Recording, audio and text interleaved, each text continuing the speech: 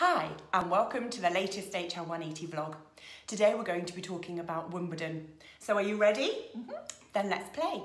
You know it's summer when Wimbledon starts. 2 weeks of green grass, gleaming white and strawberries. Okay, so why on earth are we talking about Wimbledon? Are you going to advise people start wearing white shorts to work? No, not really, especially with dogs around. Those things might be what Wimbledon is famous for, yet something that's sometimes missed among the serves and the rallies are the words that are over the door leading out to centre court.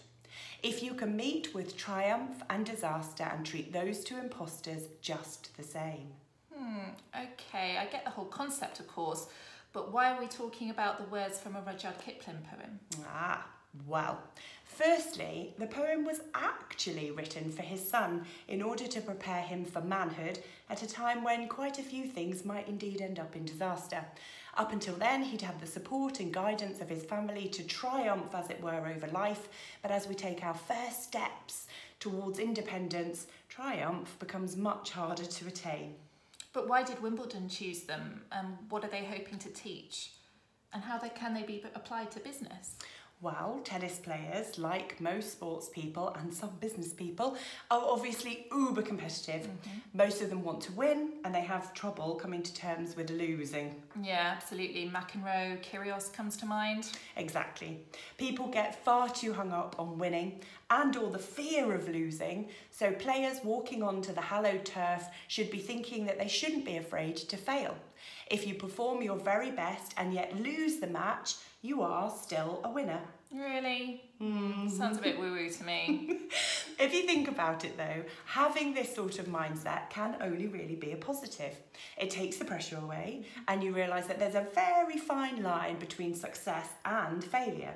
Okay, I'm starting to get it. Though, if I'm honest, I'd say Federer is the only player that's actually read those words.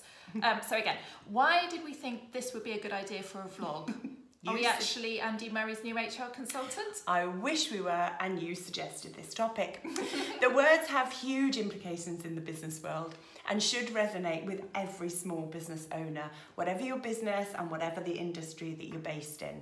Something people who start a business underestimate is that as a small business owner, you're going to go through the highest of highs, but also the lowest of lows, and I can definitely testify to that. Absolutely, yes. So, when you invest so much time, energy and money in your business, a fear of failure can sometimes be overwhelming. And yet that in itself can be energy sapping actually. Just imagine how much better your mindset would be if you treated your success and failures, the good times and bad, exactly the same. How much better would you be able to sleep at night? How much would you be able to acknowledge the good and the bad things, draw a line under everything, and make a conscious effort to move on, which is obviously one of our values. Yeah, that sort of thing sounds as though it's going to be much easier said than done though. Yes, okay. You're not going to wake up tomorrow morning a completely changed person, but these things take time to practice, and once you see the benefits of them, you're unlikely to take steps backwards. You'll be learning from your mistakes, and that's huge. Yeah, I mean, to be honest, that's the sort of thing that I'm trying to teach my children. Oh, so it's a case of do as I say, not as I do, is it? Reflecting on what went well or badly ensures that future plans are in place, that they're accurate, and they have a much better chance of succeeding.